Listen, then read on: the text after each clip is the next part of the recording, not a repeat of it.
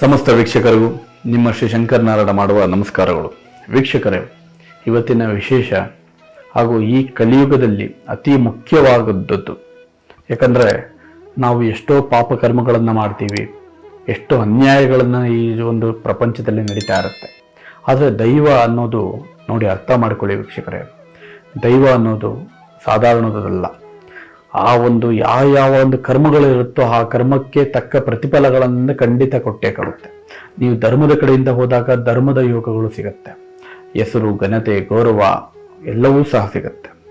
ಆದರೆ ಈ ಒಂದು ಸಂದರ್ಭದಲ್ಲಿ ಯಾರು ಒಳ್ಳೆಯ ಕಾರ್ಯಗಳನ್ನು ಮಾಡ್ತಾರೋ ಹಾಗೂ ಅವರ ಜಾತಕದಲ್ಲಿ ಏನಾದ್ರು ಸಣ್ಣ ಪುಟ್ಟ ತೊಂದರೆಗಳು ಸಹ ಇದ್ರೂ ಸಹ ಅವರಿಗೆ ಯಾವ ರೀತಿ ಕಾಟಾಟಗಳು ಬರುತ್ತೆ, ಕಂಟಕಗಳು ಬರುತ್ತೆ ಅನ್ನೋದ್ರ ಬಗ್ಗೆ ನಾನು ತಿಳಿಸ್ತೇನೆ ವೀಕ್ಷಕರೇ.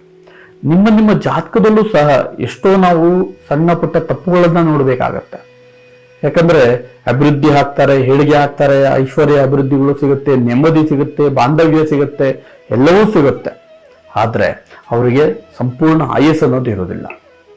ಅರ್ಥ ಮಾಡ್ಕೊಳ್ಳಿ ವೀಕ್ಷಕರೇ, ನಿಮ್ಮ ಜಾತಕದಲ್ಲೂ ಸಹ ಹಾಗೂ ವಿಶೇಷವಾದ ಒಂದು ನಕ್ಷತ್ರಗಳು ಸಹ ಅವರಿಗೆ ಅಲ್ಪ ಆಯಸ್ಸಿನ ಮರಣಗಳು ಅನ್ನೋದು ಖಂಡಿತವಾಗ್ಲೂ ಇದ್ದೇ ಇರುತ್ತೆ.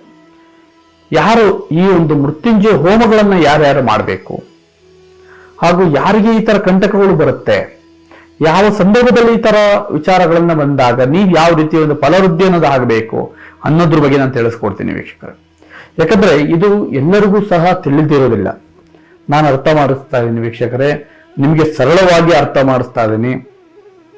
ನಿಮ್ಮ ಜಾತಕದಲ್ಲಿ ಯಾರಿಗೆ ಮೃತ್ಯುಂಜಯ ಕಂಟಕ ಯೋಗಗಳಿರುತ್ತೆ, ಮೃತ್ಯು ಕಂಟಕ ಯೋಗ ಯಾರಿಗಿರುತ್ತೆ, ಅವರು ಈ ಒಂದು ನಾನು ಹೇಳುವ ಒಂದು ಪೂಜೆಗಳನ್ನ ನೀವು ಕಂಪ್ಲೀಟ್ ಆಗಿ ವರ್ಷಕ್ಕೆ ಒಂದು ಬಾರಿ ಹೋಮಗಳನ್ನ ಮಾಡಲೇಬೇಕು.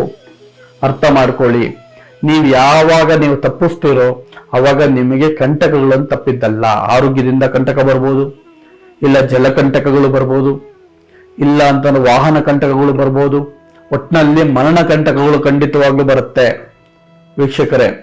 ಈ ನಾನು ಹೇಳೋ ಒಂದು ನಿಯಮವಾಗಿ ನೀವು ನಿಷ್ಠೆಯಿಂದ ಪೂಜೆಗಳನ್ನ ಮಾಡ್ಕೊಂಡು ಹೋದಾಗ, ನಿಷ್ಠೆಯಿಂದ ಹೋಮ ಹವನಗಳನ್ನು ಮಾಡಿದಾಗ ನಿಮಗೆ ಮರಣ ಕಂಟಕ ಜಾತಕದಲ್ಲಿ ನಿಮಗಿದ್ರೆ ಖಂಡಿತವಾಗ್ಲೂ ಪರಿಹಾರ ಆಗತ್ತೆ. ಇಲ್ಲ ಅಂತಂದ್ರೆ ಅಲ್ಪಾಯಸ್ಸಿನ ಮರಣ ಯೋಗಗಳು ಬರುತ್ತೆ. ಅರ್ಥ ಮಾಡ್ಕೊಳ್ಳಿ. ಯಾವಾಗ ಅಂತಂದ್ರೆ ಒಂದು 25 ಮದುವೆ ಆದ ನಂತರ ಹಾಗೂ 35ನೇ ವಯೋಮಿತಿಯಲ್ಲಿ ಸಂತಾನ ಆದ ಮೇಲೆ, ಮಕ್ಕಳಾದ ಮೇಲೆ, ಅದಾದ ಮೇಲೆ ಒಂದು 35-40 ವರ್ಷದ ಒಳಗೆ ನಿಮಗೆ ಮರಣ ಕಂಟಕ ಯೋಗಗಳು ಬರುತ್ತೆ. ಈ ರೀತಿಯಲ್ಲಿ ನೀವು ಯಾಕಂದ್ರೆ ಸುಖ ಪಡುವ ಒಂದು ಆಯಸ್ಸಿನಲ್ಲಿ ನೆಮ್ಮದಿಯಾಗಿ ಇರುವ ಒಂದು ಸಂದರ್ಭದಲ್ಲಿ ನೀವೇನಾದ್ರೂ ಮರಣ ಹೋದಾಗ ನಿಮ್ಮ ಮನೆಯಲ್ಲಿ ತುಂಬಾ ಕಷ್ಟಗಳು ಪ್ರಾರಂಭ ಆಗತ್ತೆ. ಯಾಕಂದ್ರೆ ಸುಖ ಪಡುವ ಒಂದು ಸಂದರ್ಭದಲ್ಲೇ ನೀವು ಹೋದಾಗ ಅವಾಗ ನಿಮಗೆ ಒಂದು ಸ್ವಲ್ಪ ಆತ್ಮಗಳಿಗೂ ಸ್ವಲ್ಪ ಕಷ್ಟಗಳು ಬರುತ್ತೆ, ನೆಮ್ಮದಿ ಅನ್ನೋದು ಇರೋದಿಲ್ಲ. ಅರ್ಥ ಮಾಡ್ಕೊಳ್ಳಿ. ಯಾಕೆ ಅಂತಂದ್ರೆ ಅತಿಯಾಗಿ ಹೆಚ್ಚು ಮಿಥುನ ರಾಶಿಯವರಿಗೆ ಹೇಳ್ತಾ ಇದೀನಿ ಕೇಳಿ ವೀಕ್ಷಕರೇ. ಮಿಥುನ ರಾಶಿ ಆರಿದ್ರ ನಕ್ಷತ್ರ ಅಂತಂದ್ರೆ ಶಿವನ ನಕ್ಷತ್ರ. ಈ ಒಂದು ಶಿವನ ನಕ್ಷತ್ರ ಆಗಿರುವುದರಿಂದ ಅವರಿಗೆ ಆದಷ್ಟು ಶಿವನ ಆರಾಧನೆಗಳನ್ನ ಮಾಡಬೇಕಾಗತ್ತೆ. ಮಿಥುನ ರಾಶಿಯವರು ಸಹ ವೀಕ್ಷಕರೇ, ಮಿಥುನ ರಾಶಿಯವರು ಸಹ ಒಂದು ಶಿವನ ಆರಾಧನೆಗಳನ್ನ ಮಾಡಬೇಕಾಗತ್ತೆ. ಅವರು ಪ್ರತಿ ವರ್ಷಕ್ಕೆ ಒಂದು ಬಾರಿ ಆದ್ರೂ ಮೃತ್ಯುಂಜಯ ಹೋಮಗಳನ್ನ ನೀವು ಮಾಡಲೇಬೇಕಾಗತ್ತೆ. ಅದೇ ರೀತಿಯಲ್ಲೂ ಸಹ ನಿಮ್ಮ ರಾಶಿಯಲ್ಲಿ, ನಿಮ್ಮ ನಕ್ಷತ್ರಗಳಲ್ಲಿ, ನಿಮ್ಮ ಒಂದು ಕುಂಡಲಿಯಲ್ಲಿ ಏನಾದ್ರೂ ಮೃತ್ಯುಂಜಯ ಹೋಮದ ವಿಧಾನವಾಗಿ ಇಲ್ಲಾಂದ್ರೆ ಮರಣ ಕಂಟಕ ಯೋಗಗಳಿದ್ರೆ ಅದನ್ನ ತಿಳ್ಕೊಳೋದು ಯಾವ ರೀತಿ ಅಂದ್ರೆ, ಒಂದು ಬ್ರಾಹ್ಮಣರಿಗೆ ಇಲ್ಲ ಜ್ಯೋತಿಷ್ಯಗಳಲ್ಲಿ ಇಲ್ಲ ನಮ್ಮಂತ ಕರ್ಕೊಂಡ್ ಬಂದಾಗ ನಿಮ್ಮ ಜಾತಕಗಳನ್ನ ಪರಿಶೋಧನೆ ಮಾಡಿದಾಗ ನಿಮ್ಮ ಹತ್ರ ಮೃತ್ಯುಂಜಯ ಹೋಮದ ವಿಧಾನ ಮಾಡಬೇಕಾ ಮಾಡಬಾರ್ದಾ, ಇಲ್ಲಾಂದ್ರೆ ಮರಣ ಕಂಟಕ ಯೋಗಗಳಿದ್ಯಾ, ಇಲ್ಲ ರಾಹುವಿನ ಕಂಟಕಗಳಿದ್ದಾಗ ನಿಮಗೆ ಮರಣ ಪ್ರಾಪ್ತಿ ಆಗ್ತಾ ಇದೆಯಾ.